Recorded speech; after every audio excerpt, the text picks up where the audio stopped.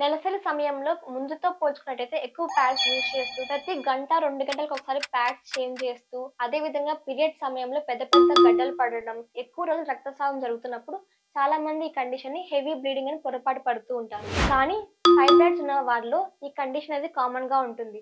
ఈ ఫైబ్రాయిడ్స్ అనేటివి మన గర్భాశయం లోపలి పొర పైన ఒత్తిడి చూపించి, గర్భాశయం నుండి ఎక్కువ బ్లడ్ లాస్ అయ్యేలాగా చేస్తూ ఉంటుంది. దీని వల్లనే ఎక్కువ రోజులు బ్లీడింగ్ అవ్వడం, అధికంగా బ్లీడింగ్ అవ్వడం జరుగుతూ ఉంటుంది. కొన్నిసార్లు ఈ ఫైబ్రాయిడ్స్ గర్భాశయం సహజంగా కుదుర్చుకునే శక్తిని కోల్పోయేలాగా చేస్తుంది.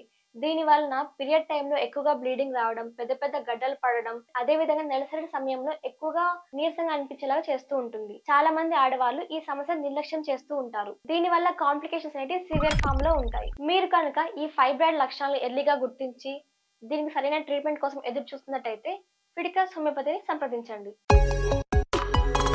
Fiticus Homeopathy